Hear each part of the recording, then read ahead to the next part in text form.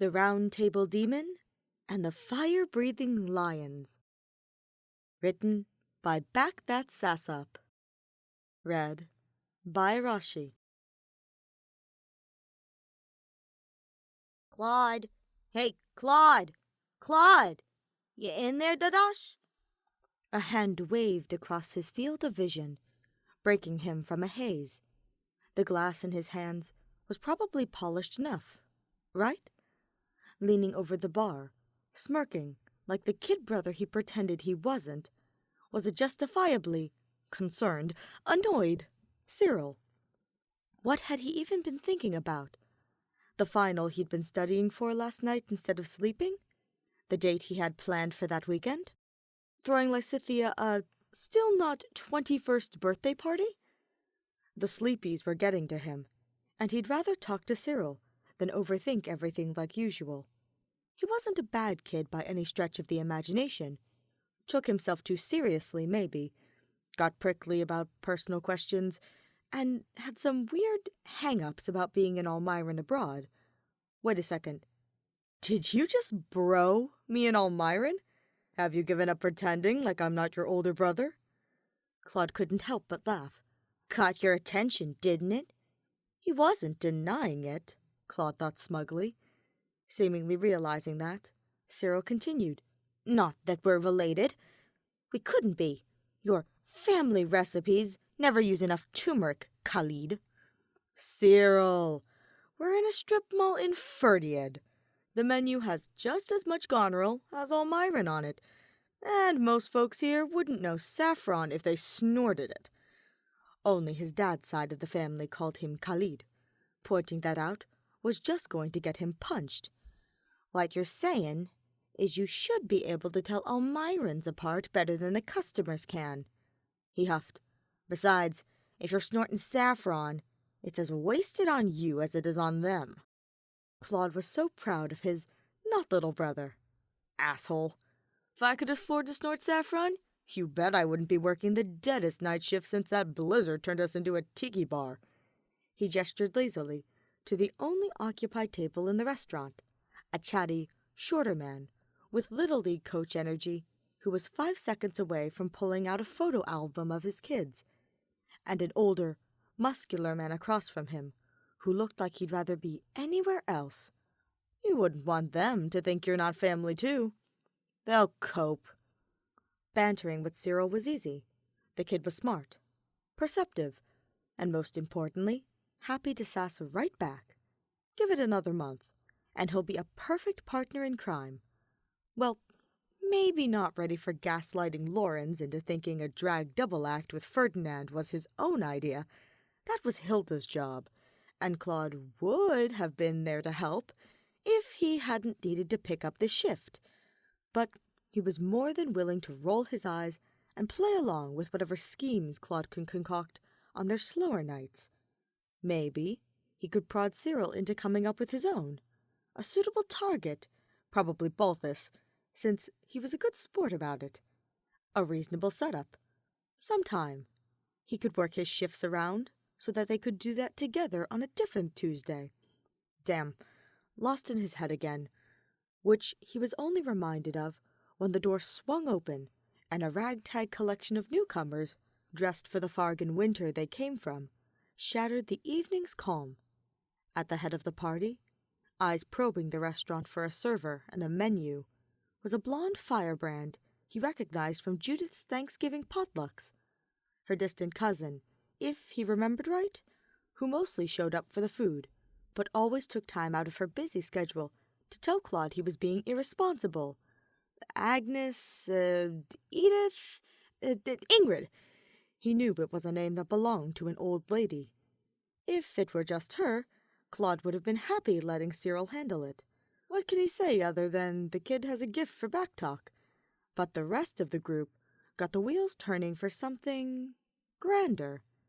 Behind Ingrid, a diminutive ginger and a silver-haired boy were so lost in conversation they, almost, tripped over the first step.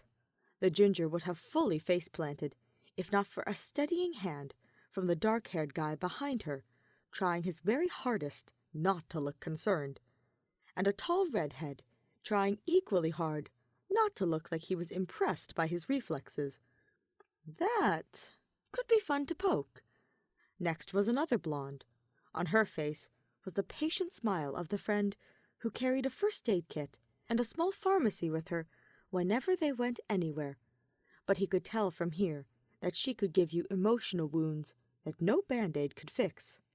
At her side, not talking, was a mountain of a man, steady and gentle. Dimitri's best friend Didu, an objectively attractive man. Those arms, who Claude had mistaken for Dima's boyfriend for months, before finally working up the courage to ask. He had pieced together at this point that these were the blue lions that Dima loved telling stories about. The black-haired grump, Felix, named his cat after a legendary sword. The ginger, Annette, made up her own nursery rhymes for the kindergarten students. The blonde who wasn't Ingrid, Mercedes, liked to cross-stitch swear words onto pillows because it made Annette giggle. He was a stranger to them far more than they were to him. But he couldn't well join in when Dimitri hadn't even introduced them yet. Where was Dimitri anyway? The door had closed behind Didu a minute ago, and Cyril was already shoving tables together in order to make room for them all. Surely they wouldn't be having a meet-up without him. His friends were almost obnoxiously loyal to him. Cyril left the septet to get situated and rejoined Claude at the bar. He leaned his back against the bar, watching them through the mirror. Something catch your eye, Dadash? You've got your plotting face on. Did he? Definitely didn't mean to. Hardly, he says with a sigh. He didn't mean to sigh either, but the scoff just didn't have the force behind it to call it anything else. Just thinking, like always. The paranoid part of his mind wouldn't stop worrying that Dima was embarrassed to be dating him, that he didn't want his friends to know that they'd been together, that he knew they'd disapprove, even if it had been almost 6 months since they had started dating, and that they were here because they didn't have Dimitri to steer them away from the place he knew he worked. Cyril raised an eyebrow at his spiraling. You're never just thinking. If you aren't plotting a prank on the tsundere and the redhead, then you gotta pull your head out of your ass and get plotting. He paused, rolling his eyes, as Claude's head was still obviously up there. They're waiting for their 8th, and I'd bet all your tips that it's that blonde boyfriend of yours. Claude's expression betrayed nothing, but not without considerable effort. Nobody else, except his mother and Aunt Judith, saw through him like his not little brother could. It must be a family trait. You're a real brat. You know that? Someone had to remind him. Before Cyril could insist on the bet that both of them knew he'd win, in came the person who made the whole wager moot. Dima was a heartthrob on an average day, a hockey player's build, and a kind smile, with a dorky earnestness Claude had no hope of emulating. But now he was walking in, flushed from the cold, and apologetic, hair just the right amount of mused, searching for the rest of his party. His eyes fell on Claude first, and lit up like a sunrise, and any doubts he had were washed away with his smile.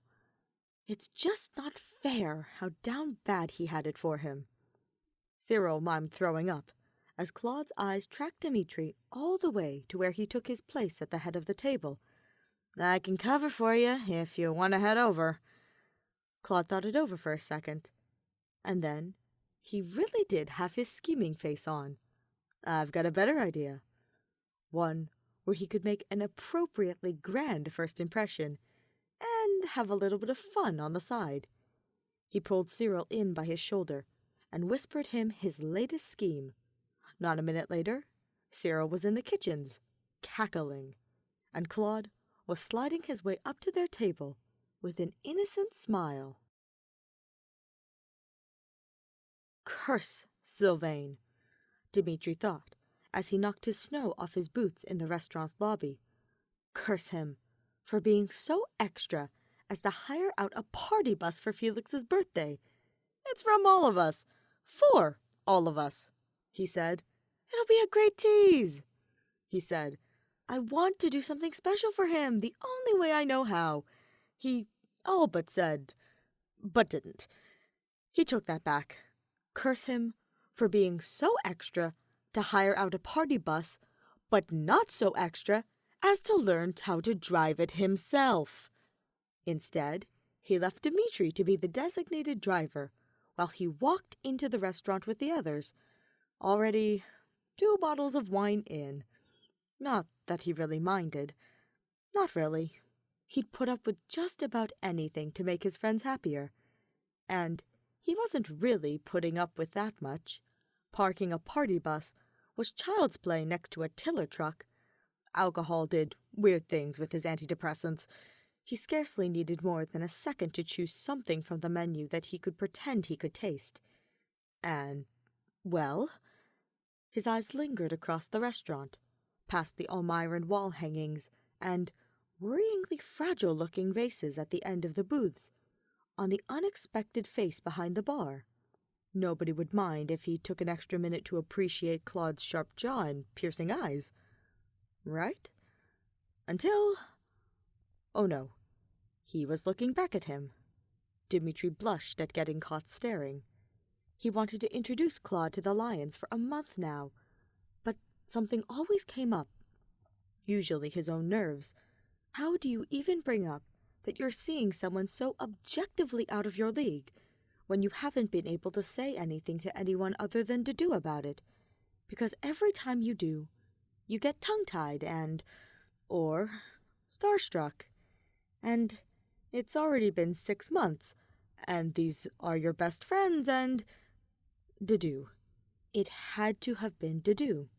Some best friend you are, forcing it like this.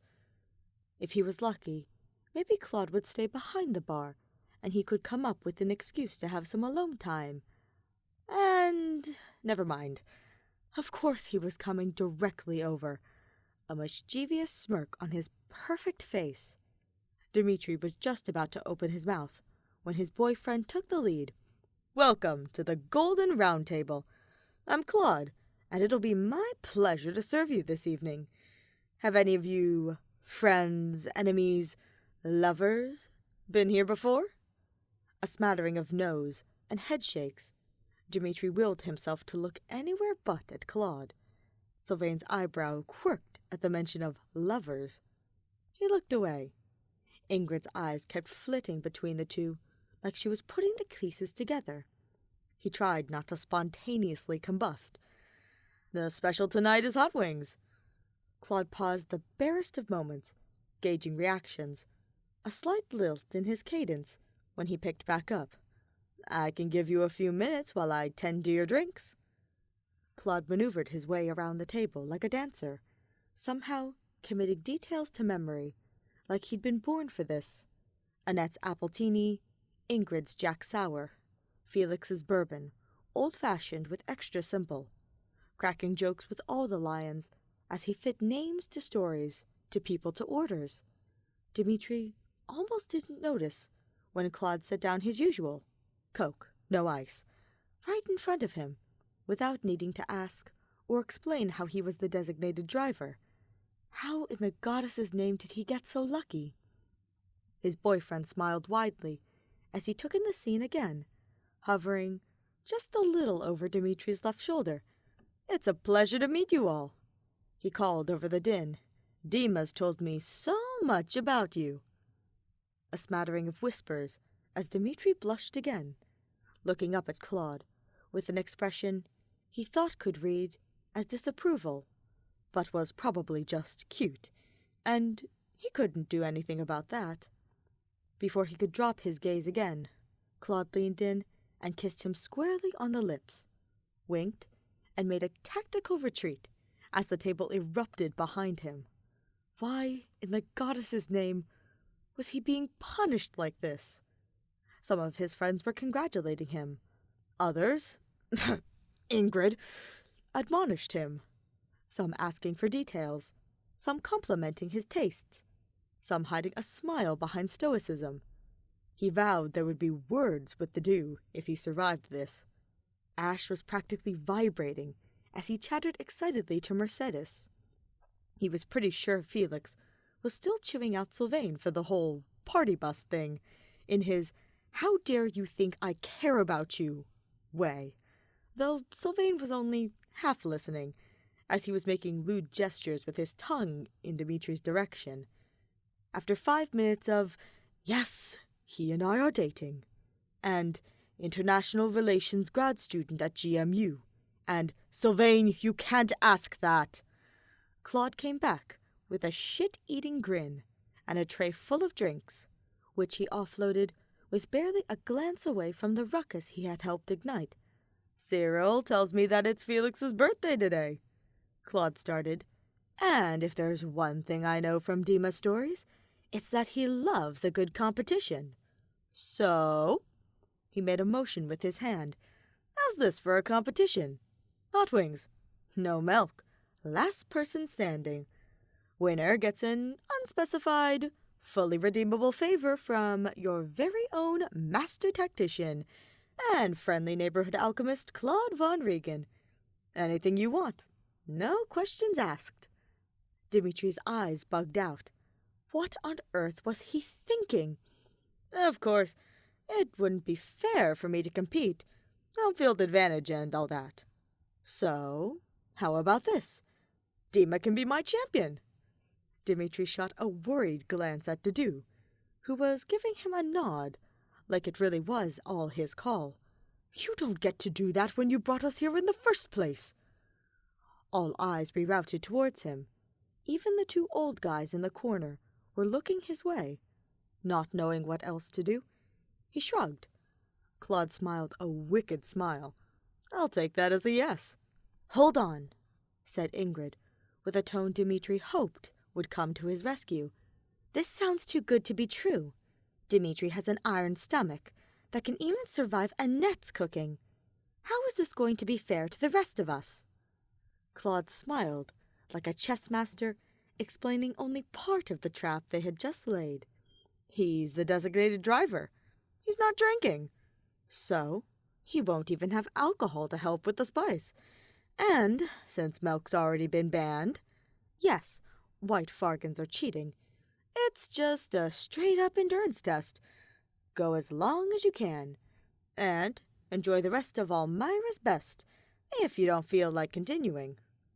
Some murmurs of conversation, but most of it died out when Felix spoke up. "You're gonna eat your words, Claude." He preened, just a little harder for Sylvain. Dimitri was flabbergasted how those 2 hadn't gotten together yet. Soon, the competition organized itself well outside of Dimitri's ability to stop it. Mercedes opted to sit out and triage as necessary, pulling the seal off a full bottle of Tums from her handbag.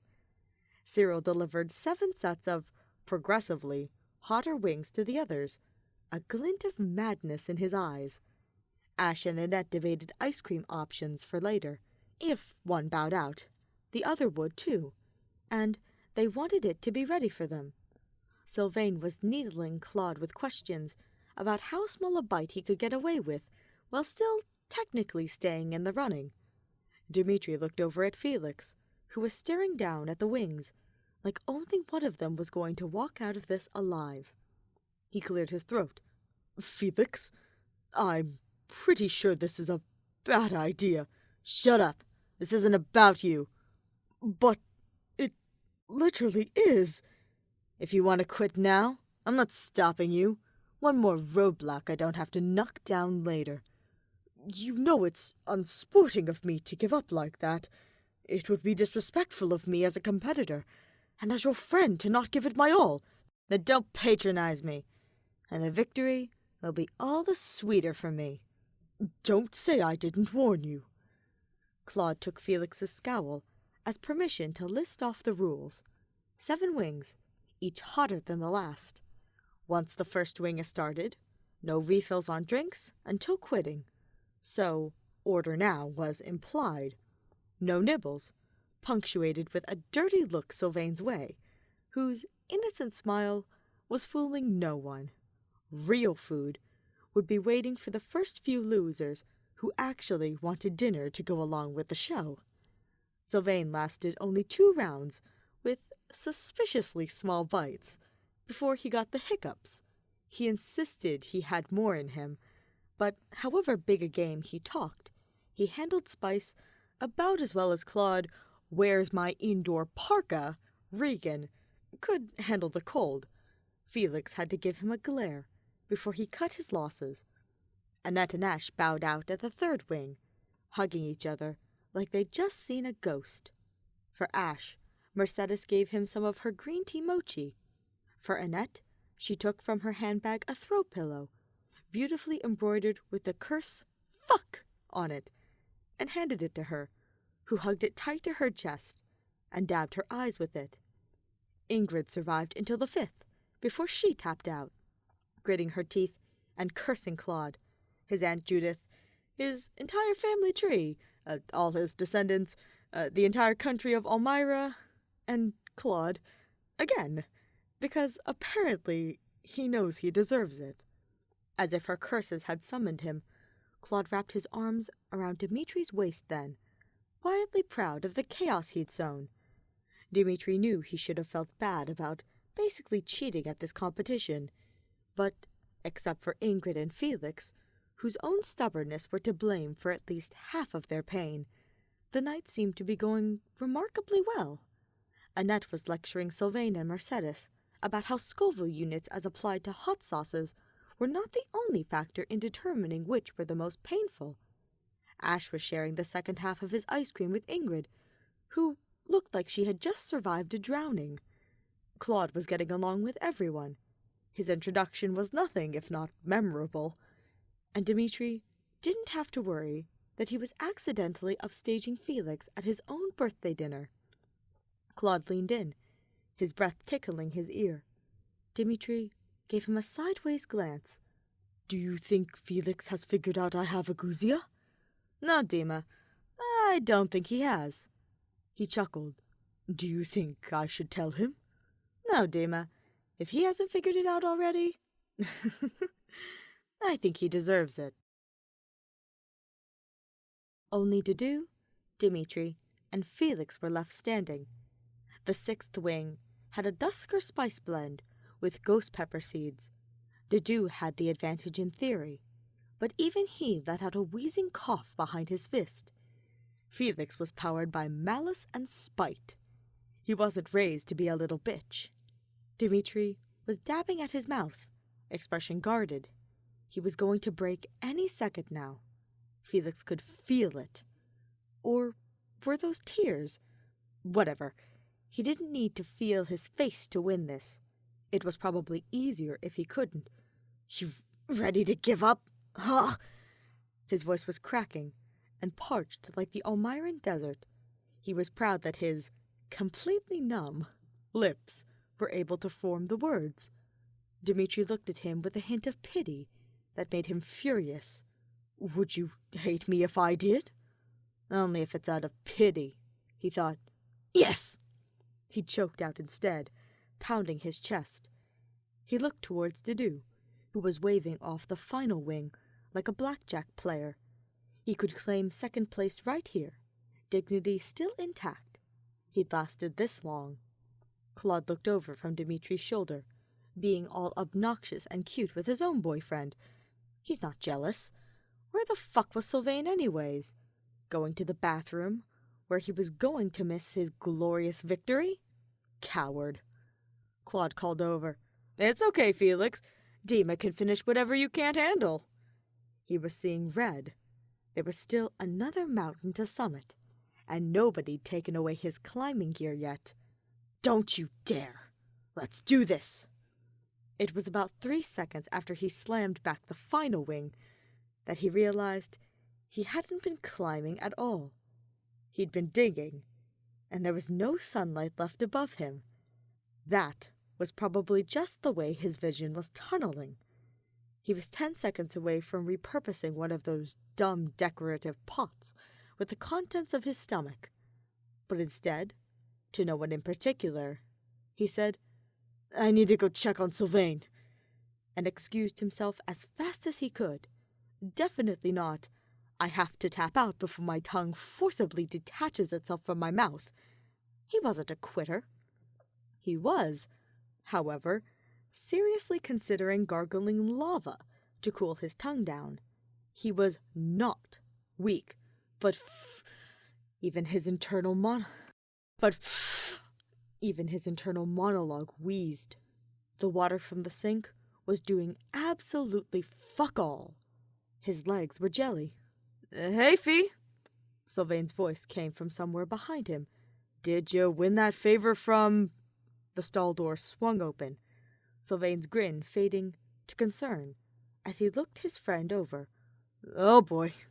Suddenly, his hands were on Felix's shoulders, steadying him and helping him lean over the sink.